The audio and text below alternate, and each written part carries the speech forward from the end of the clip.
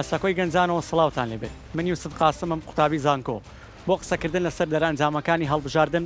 لەگەڵ چەند هاوڕەیەکدا گفتوگۆ دەکەین. بەشێک لە لایەنە سیاسیەکان باوەڕیان بە متمانە و بە دەنگدەرانیان هەبوو دەنگێکی زۆر باشیان بەدەستێنا. بەشێکی تر لە لایەنە سیاسیەکان دوای تەوابوونی هەڵبژاردن ڕەخنەی توند لە داتەکانی هەڵبژاردن دەگرن. بۆ قسەکردن لەسەر ئەم تەوەرە بفەرمون لەگەڵ هاوڕیانمان گفتوگۆ دەکەین.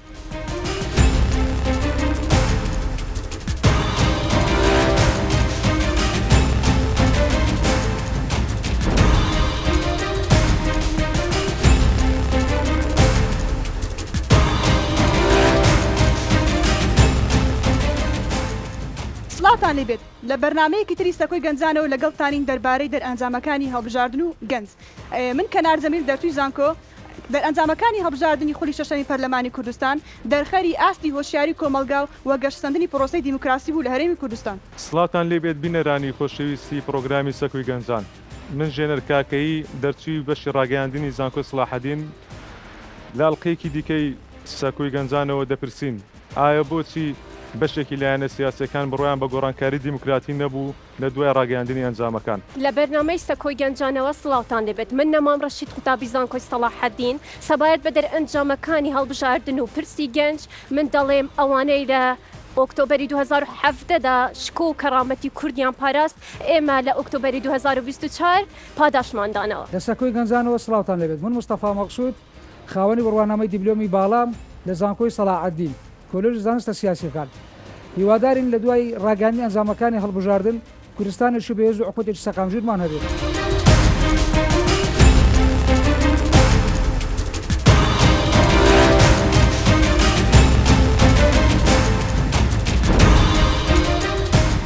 هاوڕێیان بەخێر بێن. سپاس بۆ ئامادەبوونتان لە بەرنامەکەمان. سروشتی بەرنامەکە وایە پێویستمان بە ڕێکخەرێکە. جا حەز دەکەم لێنێ خۆمان لە ڕێکخەرێک پێشنیار بکەین. من کەنارخان پێشنیار دەکەم ئەگەر ئێوەش پێتان باش بێت ئەو بێت بە ڕێکخەری بەرنامەکەمان. کەنارخان تۆ ڕێکخەری بەرنامەکەمانی بفەرموو. سپاس بۆ پێدانی متمانەیە کاک یوسف. هەروەک دەزانن بەرنامەی ئەو جارەمان لەسەر دەرئەنجامەکانی هەڵبژاردن و گەنجەوە تا ئێمە بە شێوەیەکی تایبەتی باسی گەنجان دەکەین. دەمەوێت بە پرسیارەکی جەوهەری دەست پێ بکەم کە ئاراستەی نەمامخانی دەکەم. نەمامخان پێ دوایە دەرئەنجامەکانی هەڵبژاردننی ئەمجارەی خولی پەرلەمانی کوردستان خولی شەشەم دەرئەنجامێکی چاوەڕوان کرابوو یاخود وەک مفاجەیەک ئابوو وابوو بۆ هاوڵاتیانی هەرێمی کوردستان. بەڵێ بە بۆچوونی من پێش هەڵبژاردنیش بەهۆی بانگەشە و دروشمی لایەنەکانەوە پێم وایە زۆر ڕوون و ئاشکرا بوو کە چ لایەنێک سەرکەوتن بەدەست دەهێنێت و چ لایەنێک ئامانجی ئاوەدانیە و ئامانجی بەرقەرارکردنی سەقامگیری و ئاشتیە و چ لایەنێکیش و کێش ئامانجی ڕووخاندن و وەستاندن و لە ناوبردن و فرۆشتنەوەکو هەرجارێکی دیکە بەڵام هەر یەکە لە دروشمی ئەو لایەنانە تەحبیری و دەلالەت لە کردەوەی ئەو لایەنانە دەکاتن. بەڵێ سەوارەت بە پرسیارە جەنابتان کە ئاراستەی نەمام خاتان کرد. سەرەتا بەردەست پێکردنی بانگەشەکانی هەڵبژاردن چاوەڕوان ینی چاوەڕێ ئەوە نەدەکات کە ڕێژەی بەشداری سیاسی بگاتە بەو شێوەیە بیتن. بەڵام دوا بە دوای ئەوەی کە بانگەشەکانی هەڵبژاردن دەستی پێکرد کە لە 25 نۆکە برن بانگەشەکان هەڵبژاردن دەستی پێکرد ئەوە زۆر کاریگەری هەبوو دەستی چووکە لەبەر ئەوەی دروشمەکانی لایەنە سیاسیەکان بانگەشەی لایەنە سیاسیەکان زۆر تون بوو وتارەکانیان زۆر تون بوو. ئەوە ژوای کردکەوە ینی کاریگەری هەبی لەسەر بەرزبوونەوەی ڕێژەی بەشداری سیاسی لە هەرێمی کوردستان کە گەیشتا سەروی 170 بوو کە ئەوەش ئەنجامێش دڵخۆشکەر بوو لە بۆ هەرێمی کوردستان. بانگەشەی هەڵبژاردن هەموو جارێک لێهانی لە هەموو هەڵبژاردنێکدا لە هەموو وڵاتانی دنیادا بانگەشەی هەڵبژاردن هەر بەم شێوەیە جا هەر حزبێک بەپێی ئایدۆلۆژیا و بیرۆکەی خۆی دەست بە بانگەشەیە دەکات کارگەی لەسەر هاوڵاتیان دروست دەکات. کەنارخان وەکو سەگەی بەڕێزشتان ئەمە شتێکی ڕۆتینیە لە زۆربەی وڵاتەکان دووبارە دەبێتەوە بەڵام هێندەی نەمابوو لە هەرێمی کوردستان لە سنوور دەربچێت. ینی دەمامبینی ڕۆژنا ڕۆژێک لە شارێکی دیاری کراو لایەنە سیاسەکان و تافی زۆر توندیانەدا. ینی من وەکو گەنجێک ترسی شەڕی ناوخۆم هەبوو باوەڕکە ئەگەر ماوەیەکی تر هەڵبژاردنەکە بەردەوام وایە دۆخەکە لە کۆنتترۆل دەدێت یان بیا خۆت بڵێ ماوەی ینی ئەوگەر بە ئەو بانگەشەی درێژەی بکێشا بەیە بەڵێ منش ینی دەواردۆخەکە تون و تیشتر دەبوو هەمەەکەی هێندە تون بوو من لە زانکۆ دەمگوت هەڵبژاردن ناکرێت باوەکە دۆخێک دروست دەبێت شەڕێک دروست دەبێت نابێت هەڵبژاردن بکرێت بەڵام سوپاس بۆ هەڵبژاردن کرا الحەمدولله بەێ لە کۆتاییدا هەرچوونێک بێ هەمومان کوردین بەڵام هەروەک بینیمان لە بانگەشەدا کۆمەڵێک دروشم و دەستەواژەیان بەکاردەهێنا کە زۆر تند بوون و دروش دەتوانین بڵێن دەستەواژەی نەشیاو بوون ئەگەر من دەڵێم ئەگەر ئەو توندیەتیە و ئەو توندێتێمان بەرامبەر بە دوژمن هەبە ئەوە لە مێژە سەرکەوتنمان مسۆگەر بوو کاژینەر ئێوە ڕاتانسیە من ڕێیەکی جیاوازم هەیە بەشێک لەو لیست و قەوارانەی کە ئێستا ناڕازین و گلەییان لە ئەنجامەکان هەبوو بەهۆی ئەوەی کە نەیان دەزانی حەجم و قەبارەی پاتەکان لیستەکەیان بەهۆی کەم ئەزمونیان لە وەکو قەوارە کە بەشدار بن لە هەڵبژاردنەکان پەنایان بۆ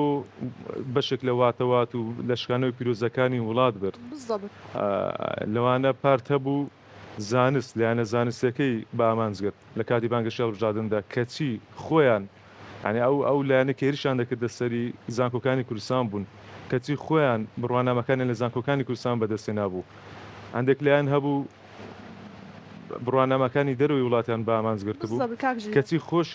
کەچی خۆشیان بڕوانامەیان لە دەروی وڵاتی نابووە بەڵێ وایە بدا کاژێنەر ئاماژە بەشتر زۆر جوان کردێتان پرسیارێکی لێ دروست بکەین باسی ئەوت کرد مەسەن ئەو لایەنانە کە ئێستا ڕخنە لە ئەنجامەکانی هەڵبژاردن دەگرن ئەو لایەنانە پێویستیان بۆیە کە ڕخنە لە ئەنجامەکانی هەڵبژاردن بگرن لەبەر ئەوەی ئێستا ئێمە ساڵی ئایندا هەڵبژاردننی پەرلەمانی عراقمان لە پێشا ئەو ناڕزایەتیانە وەکو بانگەشەی یاخود وەکو مزادیش سیاسی بەکاردێنن یعنی ئەوەژێکێکە لە خاڵەکان پێویستەمە ئاماژە پێ بدەین بەڵام کاک مستەفا کەمبوونی دەنگەکان بەمانەی ئەو نایە کە تەزویر کراوە یعنی بۆ نمونە لایەنێکی سیاسی لە هەڵبژاردننی 2010 4 کورسی هێناوە لەم هەڵبژاردنە 3 کورسی هێناوە ئەمە مانای ئەو نیە کە تەزویرات لەسەر قسە پرسیارشکە دروست دەبێتوانە ئایا دەنگدانی ئەلکترۆنی تا چەند کاریگەر بۆ لەسەر گەڕانەوەی متمانەی هاوڵاتیان بە پاک و بێگەردی هەڵبژاردن بۆ هەڵبژاردننی ئەم جاری خۆلی پەرلەمانی کوردستان ئایا وەک جاران بۆ یاخود ئەمە وای کردووە کە هاوڵاتیان بەپڕ متمانەیی و بچن بەشداری هەڵبژاردن بکەن کەنارخان ئەم هەڵبژاردننی خولی شەشەم لە پێنج خولەکەی تر شەفافانەترین خول بووە لەبەرەوەی لەم هەڵبژاردندا کۆمیسیۆنی باڵای سەربەخۆیەکانی عراق سەرپەرشتی پرۆسەکەی کردووە لەوەش دڵنیا بن کۆمیسیۆنی باڵای سەربەخۆی عراق پەرژەوەندی سیاسی لەگەڵ هیچ دایانێکی سیاسی هەرێمی کوردستاندا نەبووە بەڵام ئەگەر دەنگکەمی کردبێت ئەمە بەمانەی ئەو نایە کە تەزویر کرابێت کاکە سیستەمی هەڵبژاردنەکە گۆڕاوە پێشتر سیستەمی هەڵبژاردن سیستەمیشی یەک بازنەی بوو لە بەرژۆنی پارتە بچووکەکان ئێستا بۆتە 4 بازنەی ئەمە لە بەرژۆنی پارتە بچووکەکان نییە دەبوو ئەو پارتە بچووکانی کە ئێستا ڕخنەی تون دەگرن و دەڵێن تەزویر کراوە دەبوو لەو کاتە هەڵوێستی توندیان وەربگرتە کە دادگای فیدرالی بڵێ ئەو کاتی کە دادگای فیدرالی بازنەکانی دابش کرد کە ئەسڵەن ئیشی دادگای فیدرالی نیە بابەتەش زۆر باش و ژان کەمە باسمان کرد سیستەمە هەڵبژاردن گۆڕا بە شێوازش ساربازنەی کە کار بە سیستەمی ساردیگۆ دەکرێت کە ئەوەش لە بەرژۆندی پارتە بچووکەکانی ئەوە کەنارخانش باسی لە سیستەمی هەڵبژاردننی ئەبرێ باسی لە ئەو هەڵبژاردننی ئەلکترۆنی کرد کە پێشتەکە لە 5 خولەکەی هەڵبژاردن لە هەرێمی کوردستان بە تایبەتی دووخولی کۆتایی کار بە سیستەمی ئەلکترۆنی دەکرا بەڵام مێستانە کە ئەو هەڵبژاردنەی خولی شەشەم هەم بە ئەلکترۆنیش بوو هەم بە دەستی پێشمەرداوە کە کۆمیسیۆنی باڵای سەربەخۆکانی عراق هەڵبژاردنەکانی عراق هیچ بەهانەشی نە لە بۆ هێزی دەسەڵات نە بۆ هێزەکان ئۆپۆزیسیۆن نهێشتەوە کە ئێستاش هێزەکانی ئۆپۆزیسیۆن ڕخنە لەوەی دەگرن کە دەڵێن تەزویر کرای ئەوانە هێزەکانی ئۆپۆزیسیۆن پێشترێکە خاوەن ئەزمونێکی شکست خواردوو بووینە لە هەرێمی کوردستان چونکە ئەوانەی کە ئێستا ئۆپۆزیسیۆنن بەشەشی زۆریان لە دەسەڵات بووینە لەگەڵ ئەوەشتا هەندێک لاین هەبوون کە ڕخنیان لەوە دەگرت کە دەنگیان کەمیان هێناوە کە بە درێژای 6 ساڵ بێدەنگیان هەڵبژاردووە و هیچ کار و پرۆژە و چاڵکێکیان نەبووە لەگەڵ ئەوەشدا ڕخنە لەوە دەگرن دەنگەکانیان کەم کردووە بەڵام من حەز دەکەم بزانم کە دەنگدەر بە چ پێوەرێک دەنگیان پێ بداتن وە لە لایەکی دیکەشەوە دەڵێن کە ساختەکاری لە پرۆستەی دەنگدان هەبووە من پێم وانە کە ئەمە بیانوویەک بێ بۆ ئەوەی بڵێن متمانەی خەڵکیان لە دەستدا بێتن سەرەتا پێویستە گلەی لە خۆیان بکەن کە چی وای کردووە متمانەی خەڵک پێیان کەم سەبارەت بە ساختەکاری ئێستا ماوە هیوادارم نەسرێتەوە لەلایەن لە پەیجە ڕسمی و لە دامەزرا و لە دەستگای میدیاکانی خۆیان کە پۆستان دەکرد سەرجەم پارتە سیاسەکان بەبێ ئیسtisنا ینی هەمویان ئاماژەیان بەوە دەدا ئەم هەڵبژاردنێکی پاک دەبێت دوور دەبێت لە ساختەکاری دوور دەبێت ئاگدار دوور دەبێت لە دەستێوەردان هەبوو ئمە بینیمان لە تەلەڤیزیۆن ئێستاش ڤیدیۆ و وەکو هەواڵ ماون هەندێک لایانی سیاسی هێرشان دەکردە سەر کیانی سیاسی هێرشان دەکردە سەر خەڵکیان دەترسان دەنگدەریان دەترسان هەڕەشەویان بەکاردێنا ئەگەر وێنەی دەنگەکانتان نەکرێ ئەمە ئیجاعەتان لەگەڵ دەکەین بەڵام من هەمانە و ڕێیم هەیە یوسف باسی دادگای فیدرالی کرد دادگای فیدرالی لەم هەڵبژاردنەدا دەست خۆش بی دادگای فیدرالی لەم هەڵبژاردنەدا هەستا بە تەداخلکردن لە کارێکی تر لە کە دەکەمکردنەوەی کورسی کۆتاکان بوو لە 11 کورسیەوە بۆ 5 کورسی کۆتاکان بۆ کردانی و ئاشوری سریانەکانە کەمەش تەداخلکردنێکی ئەوانە پارتە دەسەڵاتدارەکان پێی ڕازی نەبوون بەڵام یانی هەر ئەمە چوباری جێبەجێکردنەوە هەروەک دەزانین کورسەکانیشان کەمی کرد سێ کورسیان بۆ هاتبووە کورسێک لە هەولێر یەک لە سلێمانی یەک لە دهۆک لە هەڵەبجە هیچ کورسێکیان بۆ نەهاتبووە ئەمەش واتە تەداخلکردن بوو لە هەڵبژاردننی پەرلەمانی کوردستان لەلایەن دادگای فیدرالیەوە کەمەش شتێکی بە بڕای غەدرێکە بوو ئێمە تەنها با بڵێن ئەمە وەکو ڕێزڕێزمان بۆ سەدەم پێکاتەکانەیە بەڵام ئێمە کاکەیمان هەبوو ئێسزیمان هەبوو دەبووە ئەوانش کورسێکی ڕەنگەکانی بەس ئاماژەت بە شتەشی ئاماژەی تازە باسی شتێکمان کرد کە باسی تەزوراتمان کرد لە ئینتیخاباتەکان داخۆ بنە ساختەکاری باشە ئەو لانانەی کە ڕەخنە دەگرن دەڵێن ساختەکاری کراوە ئەو هەڵبژاردنێکی دیزاین کراوە دادگا هەیە قانون هەیە دەتوانن بچن لە حکوومەتی فیدرالی سکالا تۆمار بکەن و یعنی ئەگەر ئەو مافانێکە نان ڕویشتووە دەتوانن لە ڕێگەی یاساوە بەدەستی بێنن بەڵام ئەوانش کە ئێستا بازدەوەی دەکەن دایانوت ئێستاش کە بازدەوەی دەکەن کە دەرە هەڵبژاردنەکان ساختەی تێدا کراوە و دیزاین کراوە هەر هەمان پارتی سیاسیش بوون کە دایانوت لە پەر ئەبرێن لە ئەو کاتێک هەرێمی کوردستان خۆی سەرپەرشتی پرۆسەکەی دەکرد داوت هەرێمی کوردستان دەیکرد کاک مستەفا ئەو بابەتێکی ترە گرنگە هەڵوەسە لەسەر بکەین من ناوی لێ دەنێم نیفاقی بەشداریکردنی لایەنە سیاسەکە بەشێک لە لایەنە سیاسەکان لە هەڵبژاردن ئەوە نیفاقێکی هەڵبژاردن بوو لە بەشێک لایەنە سیاسەکان کە کردیان بەر لە هەڵبژاردن ئیدعای ئەویان دەکرد هانی خەڵکیان دەمچن دەنگن بەڵام کە ئەنجامەکان بەدڵی خۆیان نەبوو بۆ بە لە ڕێدابردننی پرۆسەکە بۆ ناشرینکردنی پرۆسەکە هەڵسان دوای ڕاگەاندین ئەنجامەکان بە بەیان نامە وەکو کۆکردنەوەیان بە نوێنەرایەتی کە کۆنگری ڕۆژنامەوانیان کاک ژێنەر کاک مستەفا نەمامخان باسی بابەتێکی زۆر گرنگی کرد نامەوێت زۆر لە کار بکوژم زۆر بە کورتی باسی دەکەم یعنی لایانی سیاسی وە هەبووە گلەی لەوە دەکات کە دەنگەکانی کەمی کردووە بێ ئاگایە لەوەی چەند پارتێکی تازی سیاسی دروست بوونە بێ ئاگایە لەوەی سیستەمی هەڵبژاردنەکە گۆڕاوە بەڵام لە هەمان کاتدا 6 ساڵە لە دەرەوەی حکوومەتە وەک نەمامخان ئاماژەی پێدا ئۆپۆزیسیۆنێکی ناچاڵاکە هیچ پرۆژە و چاڵاکیەکی نەکردووە بەڵام گلەی لەوە دەکات کە دەنگی کەمی کردووە وەک نەمامخان ئاماژەی پێکرد 2009 دروستبوونی ئۆپۆزیسیۆنێکی ساڵک لە هەرێمی کوردستان و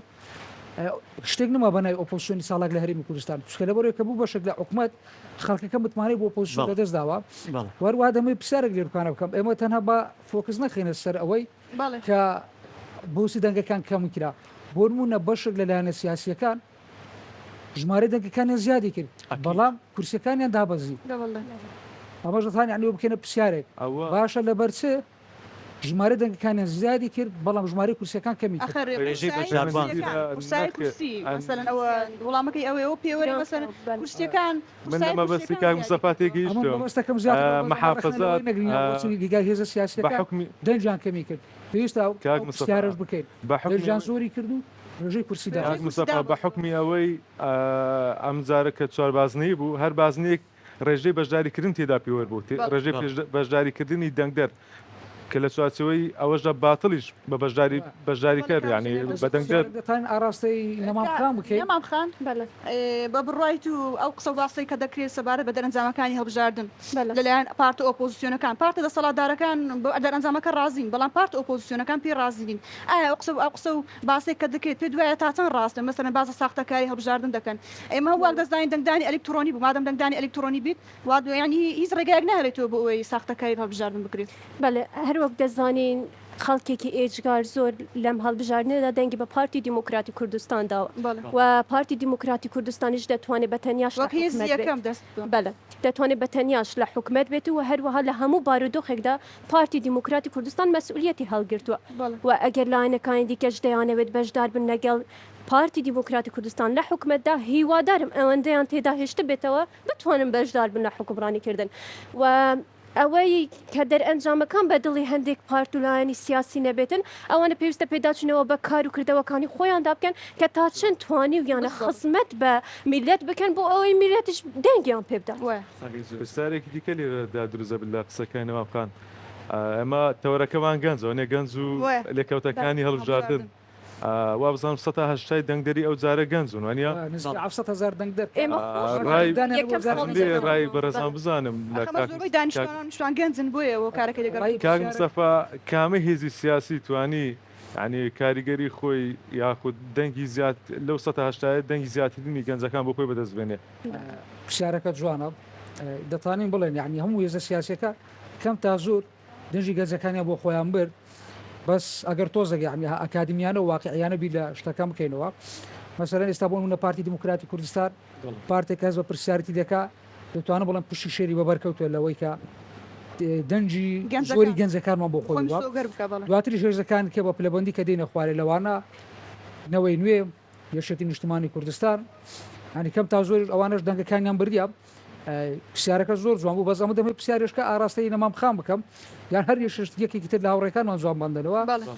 ئەمە ئێستانە کە دەبینین نزیکەی 200,000 دەنگ باتڵمانە بوو سوتاومانە بوو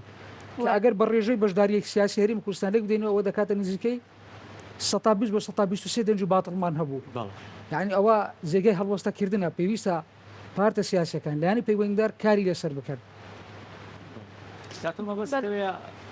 یعنی چی کارێک بکرێتن لە بۆ هەڵبژاردننی دا هەڵبژاردننی خولی ئاوتەم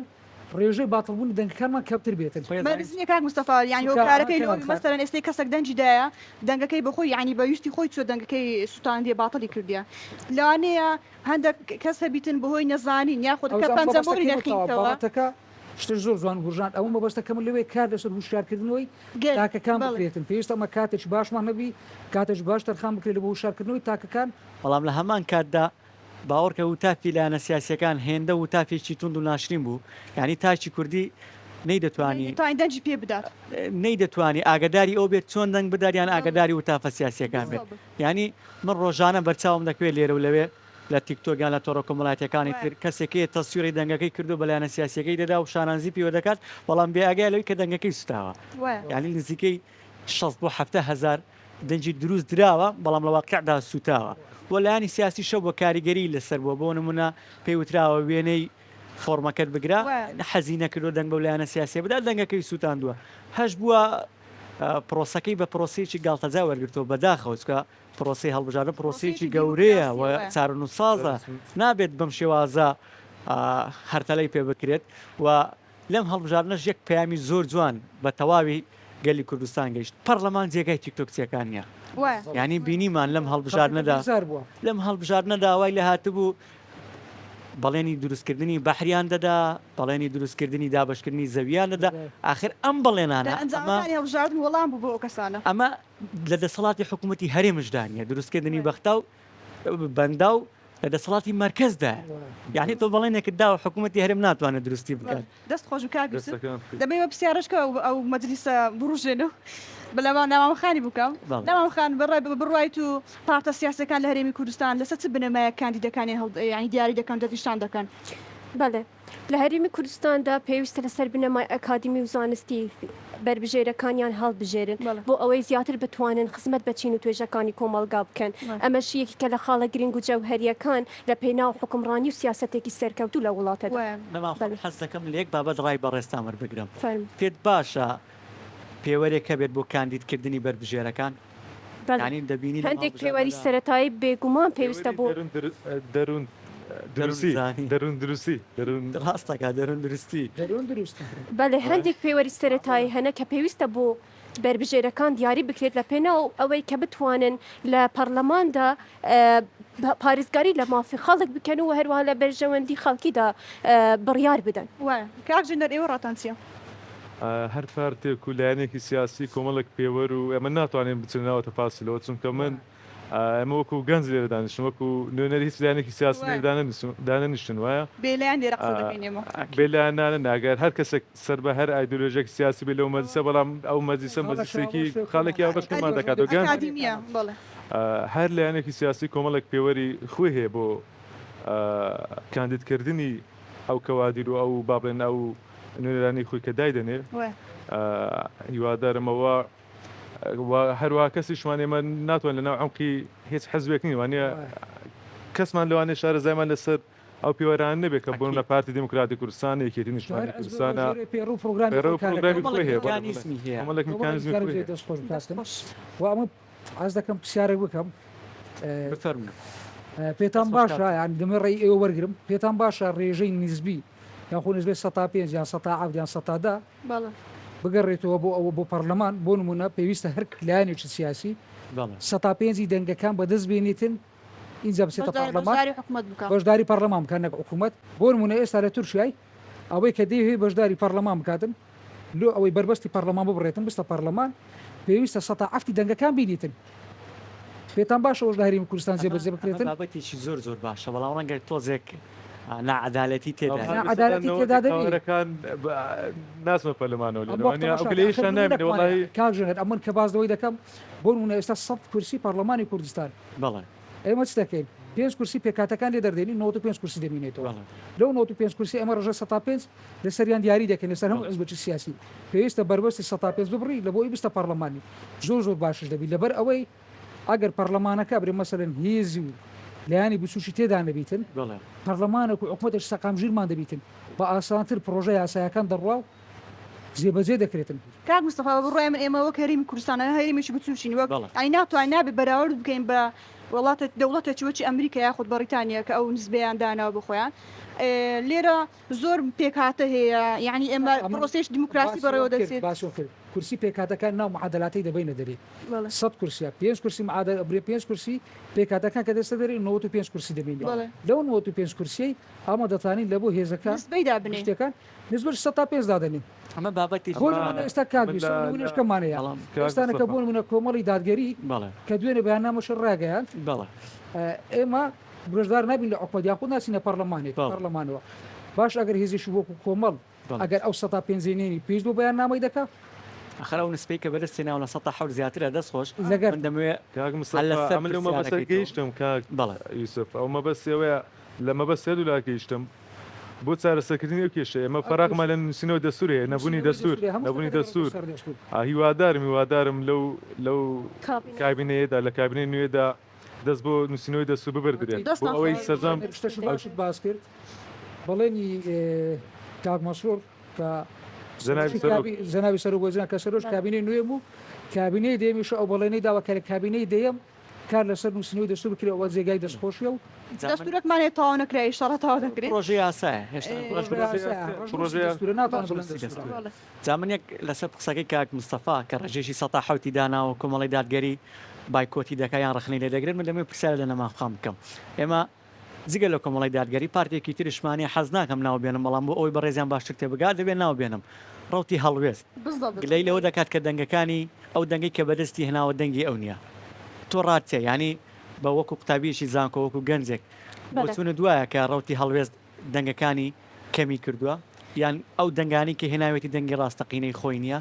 بەڵێ من پێم وایە کە پرۆسی هەڵبژاردن لەم خولەدا لەم پرۆسەیە شەفافتر و ڕوونتر نابێتن ئەگەر دەنجی کەمیشیان بەدەستهێناوە پێویستە پێداچنەوە بە خۆیاندا بکەن من پێشتریش ئاماژەم پێکرد بیانووی ئەوەی کە دەنجی پێویستیان نەهێناوە و ساختەکاری لە پرۆسی هەڵبژاردندا کراوە پێم وایە کە بیانوویەکی دەجێنیە هاوڕێیانی لێردا دیارەکاتمان تەواو بووە حەزم دەکرد زیاتر پێکەوە قسە بکەین و گفتوگۆ بکەین بەڵام دێمە هەر لایەکتان کە هەرێکە قسەی کۆتایی خۆی بکات نەمان قسەی کۆتاییت قسەی کۆتاییم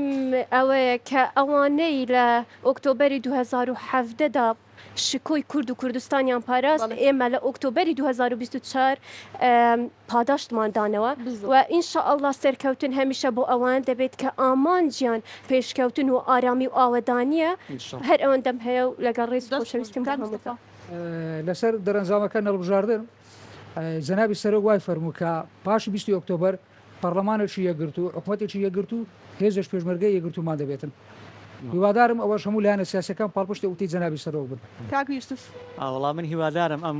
کاردانەوانەی هەڵبژاردنەکانیان و دەرەنجامانە کاریگەری لەسەر خولەکانی تر نەبێت لەبەرەوەی بەڕاستی خەڵک بێزار بۆ لەوەی تۆ بەشداری لە هەڵبژاردن دەکەی کورسێکی باش بەدەست دێنی و ناچیتە حکوومەتەوە ئەمە کڕین و فرۆشتنە بەدەنجی خەڵک بۆی هیوادارم کاریگەری نەبێت دەست خۆش کاک یوسف کاک جنەر ئێوە زۆر سواز بۆ خوا کە هوشیاری ڕۆشنبیری تاکی کورد گەشت بۆ ئاستەی کەوا جارێکی دیکە تیکتۆچی و زمان زبرەکان هەڵ بڵێ بڵێ منیش پێم وایە دەرئەنجامەکانی هەڵبژاردن دەرئەنجامێکی ڕاست دروست بوون بێستاختەکاری بوو و پرۆسەیەکی سەرکەوتوو بوو و دووبارە پرۆسی دیموکراسی بگەڕایەوە پاش چەند ساڵێک و هیوادارم هەموو هەڵخولەکانی تر هەڵبژاردن هەم بەم شێوە بەڕێوە بچێت و سپاس بۆ ئێوەش بۆ گفتوگویە خۆشە سپاس بۆ ئێوەش